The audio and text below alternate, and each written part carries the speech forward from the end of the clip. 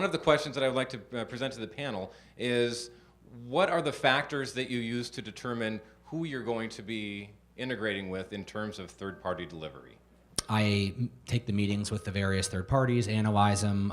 We're looking for the best partner based on a lot of different things. Of course, one of the largest factors is the revenue share that they need to take, and various third-party delivery companies take different revenue shares. I think there's kind of a floor now. We currently work with Caviar at 6 of our 9, DoorDash at 4 of our 9, and Uber Eats at 1 of our 9, and they're all good. We have a great relationship with all three. Pluses and minuses about all three, but for the most part, we are happy.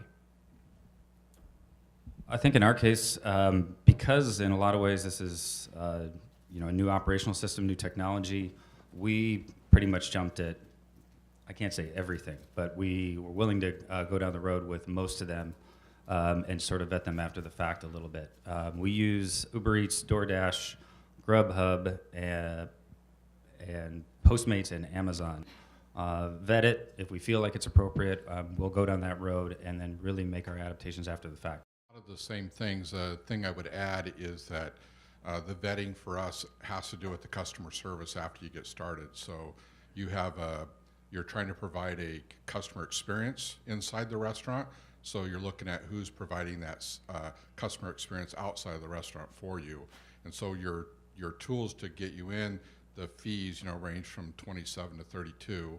So that's the first thing you see, but then after that, it's all service. So it's analyzing that. Right. Any questions on these topics yet? Yeah, I'm coming over here to you. Hi, it looks like your name's Jack. Hi, Jack. Yeah. Go ahead. Hi, I'm Jack from Jack's Barbecue down the street. We've got 6 services. And it's kind of crazy. We could have more, but we just run out of room on our counter. And my first question is there any way to integrate, or is there any process for integrating all of them when you have multiples? Because, as you know, we run out of things, you have to go to 6 different computers and figure out a way to turn that item off.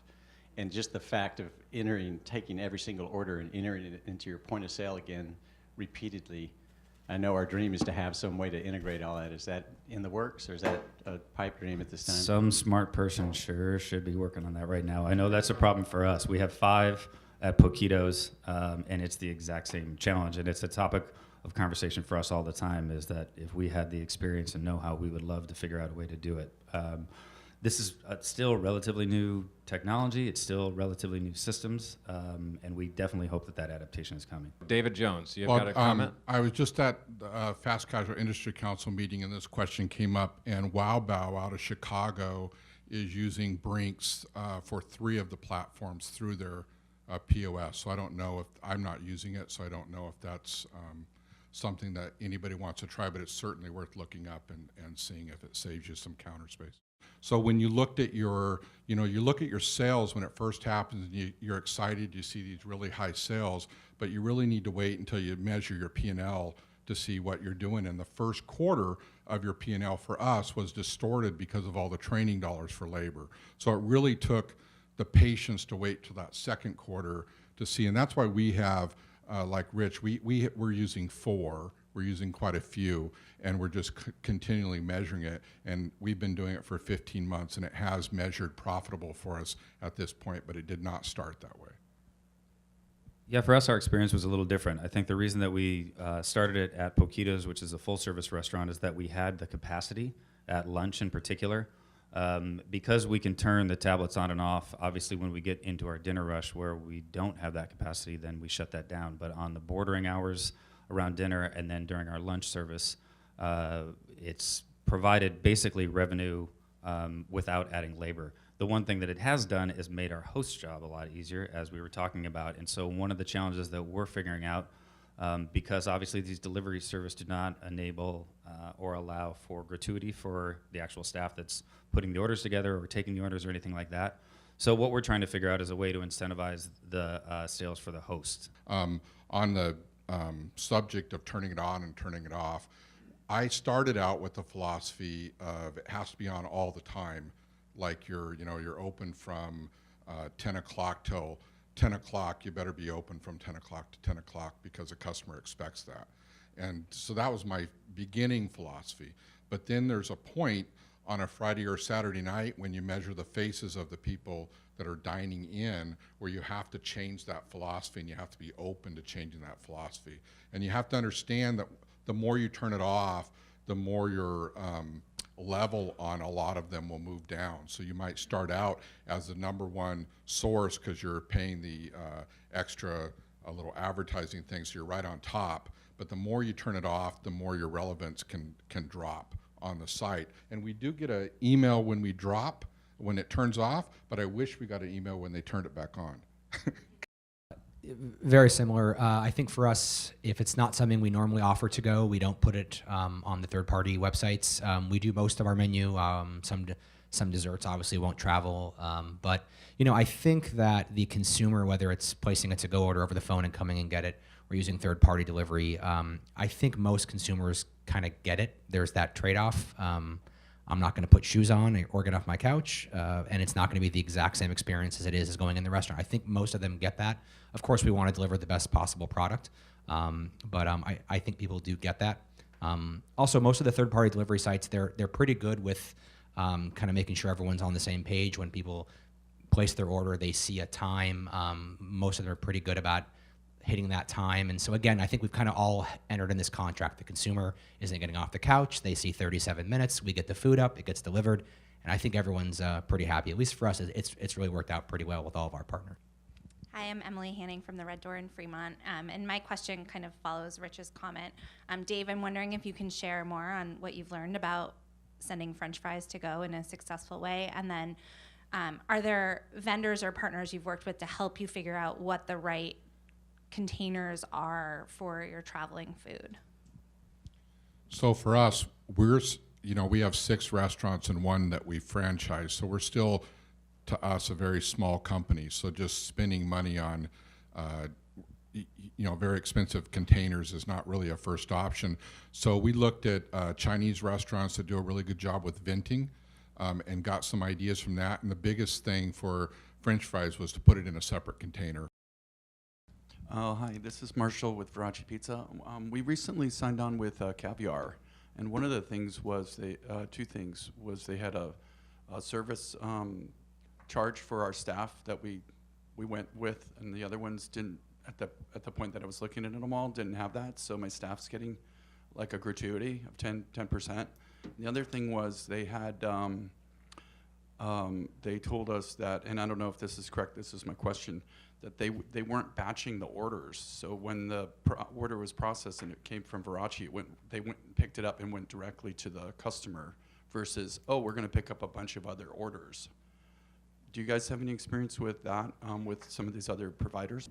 Hi, everyone. I'm Pat with Uber Eats. Just a general comment or clarification when it comes to batching. So me being on the other side of the ballpark, right, I'm supporting most of the operators here. When it comes to batching, at least for Uber Eats, and I can't speak for others, we only batch from the same restaurant, and we have very specific time constraints. So it will most likely only be batching a same trip from the same restaurant to like your neighbor or someone within a block. And what's really important for us, we have the same interest of making sure that that food is high quality and that there's not a long wait or 20-minute wait from one neighbor to the next if you have multiple orders or batched. So hopefully that clarifies some batching, at least from the Uber Eats side of things. Any other follow-ups on that topic? I've got one back here. And you're a potentially new entrance to the third-party delivery. I think you had your hand up. I'm Steve with Biscuit Bitch. We don't currently do delivery, but I've worked at other places that have. And so my question would be, when you're the owner or an operator of a restaurant, you get to hire your staff. Somebody else is hiring someone to represent you, more or less, and you don't really have the control over that. And that's been some of the negative experiences that I've had doing that in the past is the demeanor of which the people that have come to pick up the order to take it to our guests wouldn't be somebody I would send out to a table. Obviously, it's a different situation, but how have you managed that through your communications with the people you do have doing delivery for you? Like, how has it worked out, or have you ever had to have a discussion like, we don't feel like we were represented well? I think that's one of the challenges. I think that's one of the risks that at this point, I think as owners and operators, we have to decide whether or not we feel like taking on. I know that from the staff, dealing with rude drivers that are coming in, picking up food, so you assume, well, if they're rude when they're coming in the door, what are they like when they deliver the food? I think to David's point, I think there is a little bit of a hope in understanding that whoever is delivering the food through any of the third-party services is not a direct representative of our restaurant, although I know that there is that risk as well. I do think that I wish that I had the exact company. I know that one of them just started the ability to rate the drivers and to provide feedback, which I hope alleviates a little bit of that fear. Rich, you mentioned one thing on being able to control your delivery fleet. I can tell you at DoorDash, you are able, through your merchant portal and through your tablet, to actually control what drivers do come to your restaurant, which leads me to the second point, the feedback loop of working with our restaurant partners. And per your guys' points, the more that we can learn from you, the more that we can hear what's happening with the restaurants, the more product we can build to help better serve you. And so that feedback loop of, hey, my driver was unprofessional, spurred us to create that white label product to ultimately enable all of our restaurant partners to own their delivery fleet, the logistics platform that they borrow, which is DoorDash. I'm Destiny, and I own a small bakery. Paul does too, in Pike Place Market. And from a desserts point of view, do many people order dessert to go?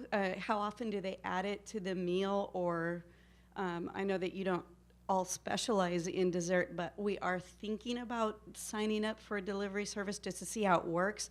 We're thinking that perhaps the office environment around Pike Place Market might order some cheesecakes. What are your thoughts on our success?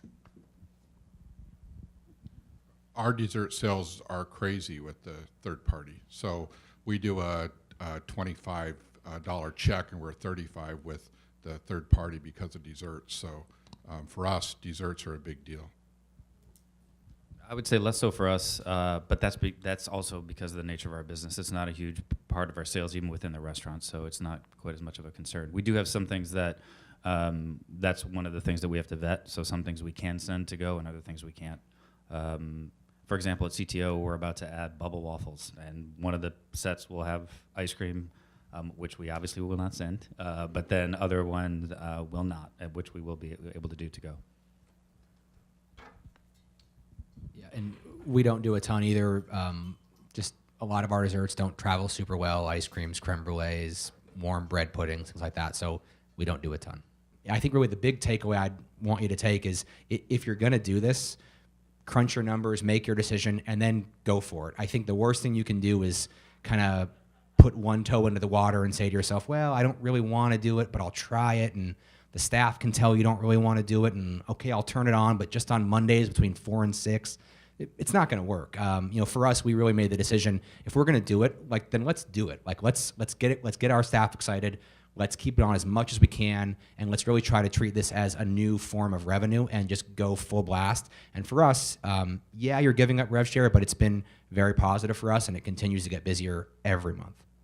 Yeah, I think the only thing that I would add to that is just appreciate and understand that this is evolving technology. I mean, you have to understand that you are part of the process now. This is not something that's been around for a long time, that's static. These companies are innovating, and I'm sure that the people that are with the companies can talk about that at length. But these things are evolving in part based on our feedback, in part based on the customer feedback. And like any new tech or any new startup or any of that type of stuff, what it is right now and what it's going to be are going to be different. And it could be shades of gray, or it could be big fundamental change. So I think just understanding that that is the role that you're going to serve, that it's not something that you could say what were all the pros and cons that we've talked about. Some of these may be gone or eliminated or different 6 months from now. So just understand that you're part of the big process. I would add on incremental. That's a big thing for me, is keeping it incremental. So we have resisted doing links on our website so that our customers that go to our website, they're going to order, will order at full price. And so that when you're going to one of the third-party delivery services, you're actually going in, and oftentimes you don't know what restaurant you want to order from, and you're being lured in by that menu. So that is someone who wasn't necessarily going to go to Blazing Onion at the moment, but then they saw you, they saw your menu, suddenly they're attracted to it, now they're ordering, and that keeps it incremental. So that's one of the things I would add.